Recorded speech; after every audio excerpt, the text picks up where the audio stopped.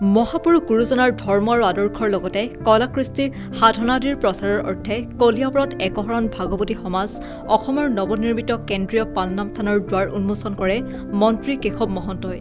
এই ধৰ্মীয় সভাত উপস্থিত হয় অসমৰ মুখ্যমন্ত্ৰী ডক্টৰ হিমন্ত বিশ্ব শৰ্মা।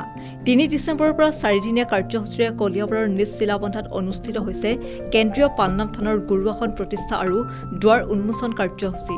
ৰাজ্যৰ ২৮খন জিলাৰ বিভিন্ন ধৰ্মীয় সংগঠনৰ পদাধিকাৰ সত্ৰাধিকাৰী গুণী জ্ঞানী সাধু সন্তৰ লগতে ভকত বৈষ্ণৱ আৰু আই মাতৃসকলে অংশগ্ৰহণ কৰে এই অনুষ্ঠানত। বিশ্বৰ শান্তি হৰিনাম জয় জগতগুৰু শ্ৰীমন্ত শংকৰ ধ্বনিৰে গুৰু আসন প্ৰতিষ্ঠাৰে প্ৰাণ প্ৰতিষ্ঠা কৰা হ'ল একশৰণ ভাগৱতী সমাজৰ কেন্দ্ৰীয় পালনাম থানৰ। আজি আমাৰ কলিয়াবৰবাসীৰ খুব সৌভাগ্যৰ দিন।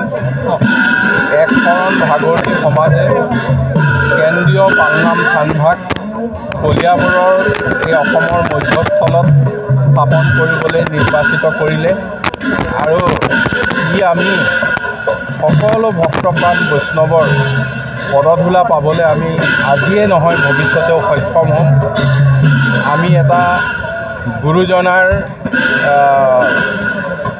যি অৱদান সেই যিখিনি গুৰুজনাই দি গৈছে তাৰ চৰ্চা তাৰ প্ৰসাৰ তাৰ প্ৰচাৰৰ কাৰণে ই এক কেন্দ্ৰ হিচাপে পৰিগণিত হ'ব আৰু কলিয়াবৰীয়াবাসীৰ সেইটো মই সৌভাগ্য বুলি ভাবিছোঁ। আৰু ইয়াত আমাৰ মুখ্যমন্ত্ৰী মাননীয় ডক্টৰ হিমন্ত বিশ্ব শৰ্মা ডাঙৰীয়াৰ এটা বৃহৎ অৱদান আছে। এই স্থানভাগ নিৰ্মাণৰ ক্ষেত্ৰত যিখিনি আৰ্থিক অনুদান হ'ব লাগে সেই প্ৰায় আটাইখিনিয়ে মুখ্যমন্ত্ৰী ডাঙৰীয়াই যোগান ধৰিছে আৰু তেখেতৰ প্ৰতিও আমি সেইকাৰণে অশেষ কৃতজ্ঞ। অন্যান্য বাতৰিৰ বাবে চাই থাকক নিউজ ডেস্ক ৰিপৰ্ট।